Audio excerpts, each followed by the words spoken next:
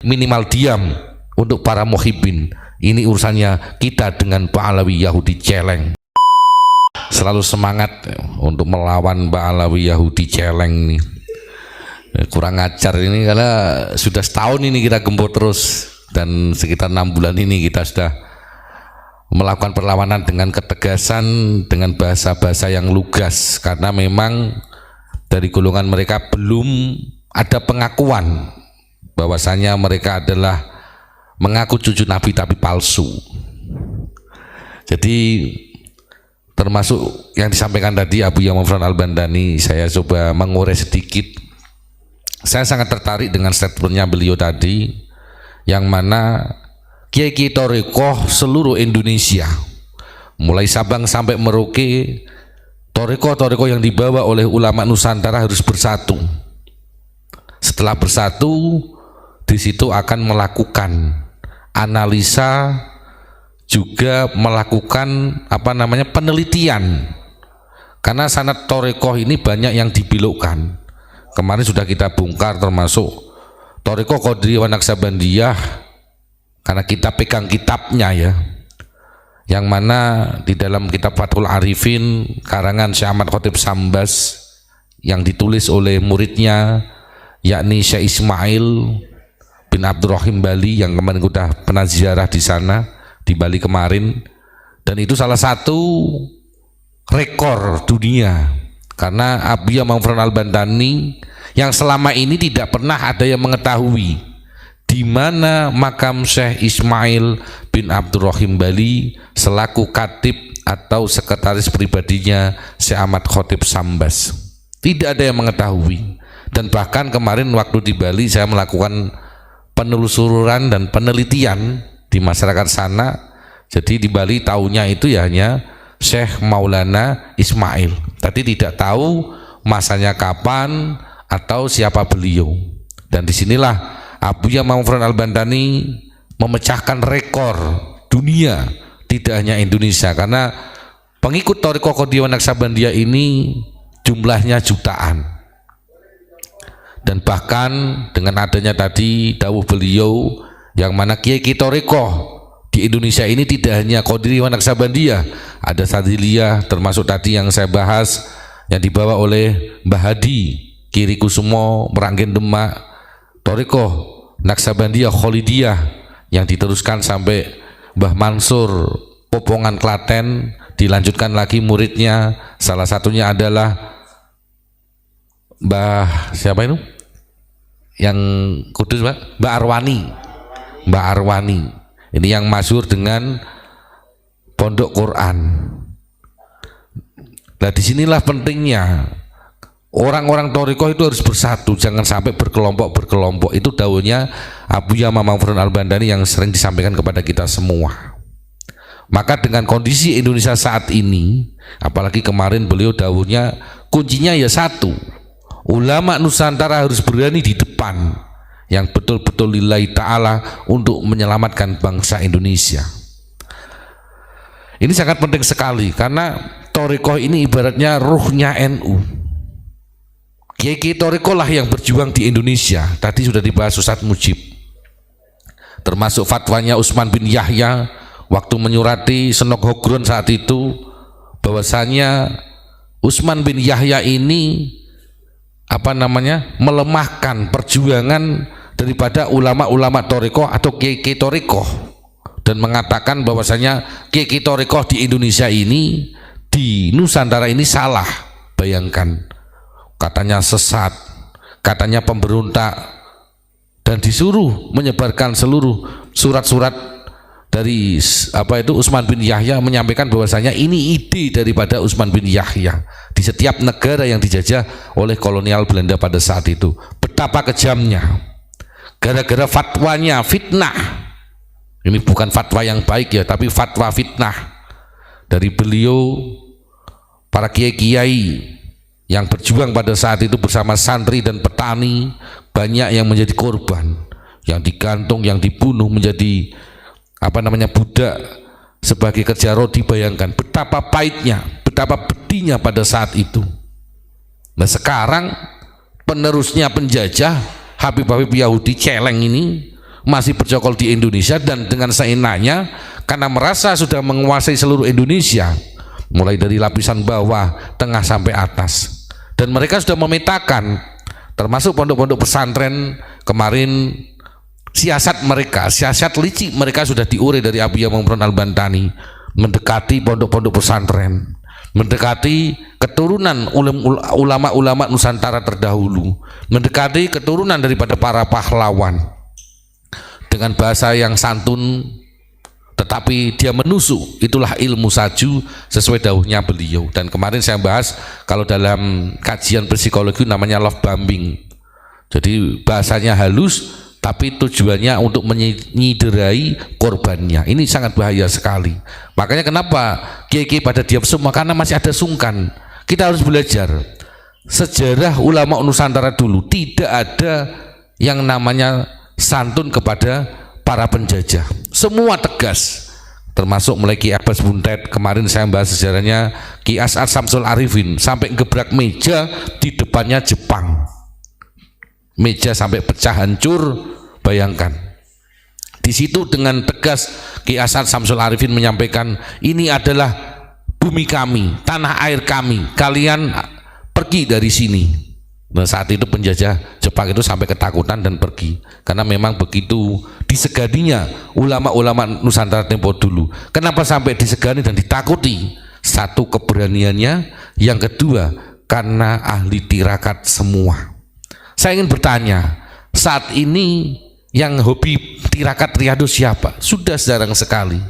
Kita harus bersyukur dengan adanya Habibie Muhammad Al-Bantani, yakni kiai yang terkenal masyhur dengan ahli tirakat, bahkan menirakati keselamatan bangsa Indonesia. Tapi bagi orang-orang yang belum paham dengan perjuangan Habibie Muhammad Al-Bantani, minimal jenengan diam, minimal ikuti, buka channel YouTube Ponpes Unik Nusantara, jenengan nanti akan paham bagaimana pergerakan Habibie Muhammad Al-Bantani untuk menyelamatkan bangsa Indonesia. Tadi saya juga sempat menelpon saudara, saya mengingatkan, karena apa? Dulu kakeknya rumahnya dibakar sama Belanda, yang satu lagi sampingnya dibom sama Belanda. Kenapa cucu-cucunya sekarang kok malah dekat dengan anteknya Belanda? Siapa? Ba'alawi Yahudi celeng itu, kurang ajar. Karena begitu masifnya mereka. Kalau di Jawa Tengah kemarin sudah sampaikan bisnis solawat, masyarakat dihipnotis. Ketika sudah banyak massa, dia akan mendoktrin, tanpa disadari dia mendoktrin. Doktrinnya apa? Mengatakan katanya Topik gurunya NU, Rizik gurunya NU. Ini adalah doktrin yang sangat bahaya sekali. Yang jelas golongan Ba'alawi Yahudi ini, dia tidak akan pernah menceritakan perjuangan kiai-kiai Nusantara, tidak akan pernah mengunggulkan ulama Nusantara. Pasti yang akan disampaikan adalah leluhur mereka, golongan Ba'alawi Yahudi celeng. Ini jelas.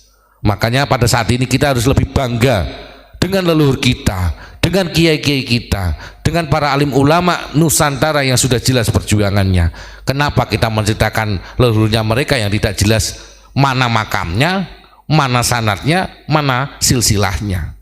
Kalau leluhur kita jelas, makamnya ada. Misalkan kita punya orang tua, punya mbah. Oh, mbahnya, kakeknya makamnya di sini, buyutnya makamnya di sini, tangganya di sini, udek-udek siwur, gedebok bosok dan seterusnya. Kalau di Jawa itu kan jelas makamnya ada, perjuangannya ada, sejarahnya ada. Lah golongan mereka datang ke Indonesia ingin diakui durian Nusantara, kan ini konyol. Dan bahkan leluhur Nusantara diakui leluhur mereka, tetapi dia menafikan perjuangan daripada ulama Nusantara, para raden, para pangeran yang sudah berjuang toh pati jiwa raga. Tapi di sisi lain dia mencangkokkan nasab silsilahnya dengan duriah kerajaan-kerajaan yang ada di Indonesia, termasuk duriahnya Wali Songo. Ini sangat biadab sekali. Mereka pura-pura menyampaikan bahwasanya kiai ini sangat luar biasa, tapi ini adalah sebuah modus untuk mencengkeram kiai-kiai atau pondok-pondok yang ada di Nusantara pada saat ini. Kita harus mengambil sikap yang tegas pada saat ini, harus menjadi jati diri sebagai bangsa Indonesia. Kita harus ingat perjuangan leluhur kita, mbah-mbah kita, kakek kita, buyut kita, canggah kita. Tanpa ada leluhur kita, tanpa ada ulama kita, tanpa ada kiai-kiai kita, para pahlawan, tidak ada bangsa Indonesia seperti ini. Kita harus ingat perjuangan Jenderal Sudirman, meskipun sakit digendong, tetap memimpin perperangan musuh kolonial Belanda dan Inggris pada saat itu. Kemudian para kiai-kiai yang lain yang begitu luar biasa gotong royong, tidak ada saling mengaku satu dengan yang lain, tapi gotong royong bagaimana menumpas penjajah pada saat itu. Karena sekarang zamannya beda, mereka memakai politik agama dan politik identitas. Politik identitas dengan mengatakan cucu Nabi, tapi ternyata palsu. Ini sangat berbahaya sekali, penyesatan umat. Tadi Abu Yamam Furqan Al-Bantani membuka Quran surat Al-Mu'min ayat terakhir sudah jelas.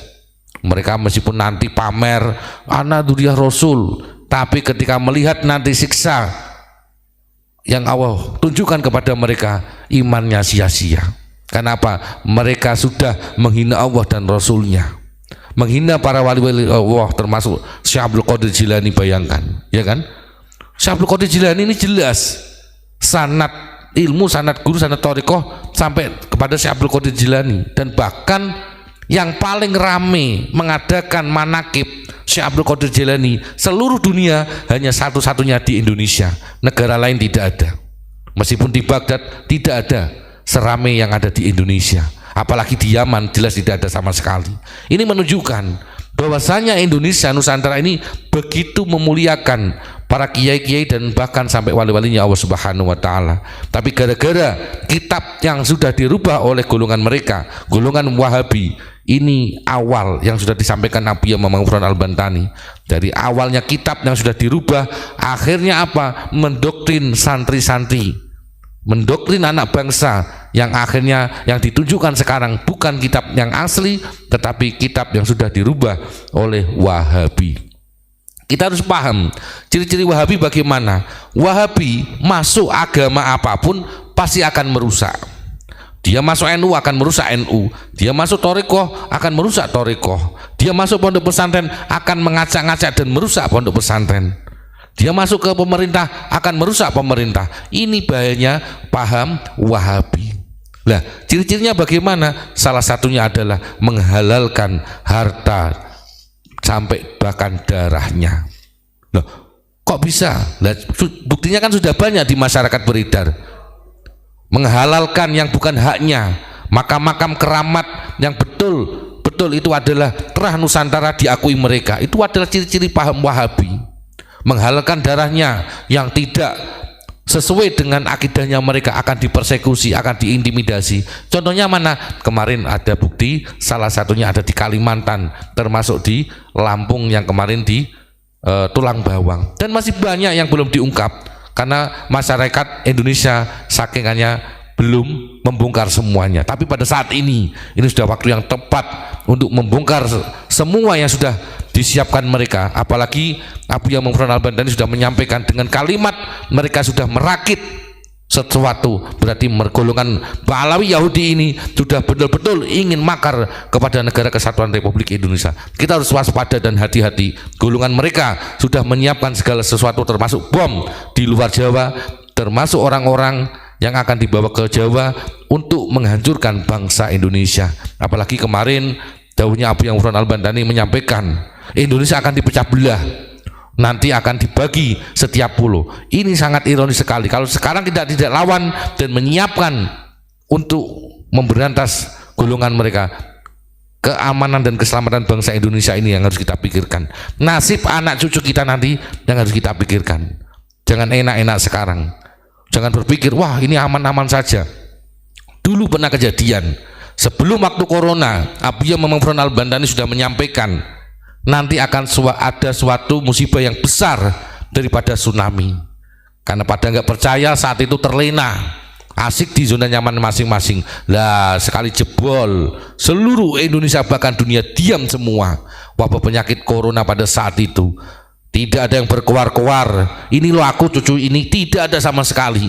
Ini loh aku, tidak ada sama sekali. Tetapi alhamdulillah masih ada satu di Indonesia, bahkan dunia, siapa Abuya Ma'ruf Al-Bantani, menyelamatkan bangsa Indonesia khususnya pada saat itu dari wabah corona, dan alhamdulillah selesai. Pertanyaan saya, sekarang jenengan bisa umroh dan haji lagi atas perjuangan siapa? Anak-anak jenengan semua, anak cucu jenengan semua sekarang bisa sekolah lagi atas perjuangan siapa? Sekarang harus sadar, jenengan tidak membantu Pondok Unik, tidak membantu Abuya Ma'ruf Al-Bantani, minimal diam untuk para muhibbin. Ini urusannya kita dengan Pak Alawi Yahudi celeng. Terima kasih. Wabillahi taufiq wal hidayah. Wassalamualaikum warahmatullahi wabarakatuh.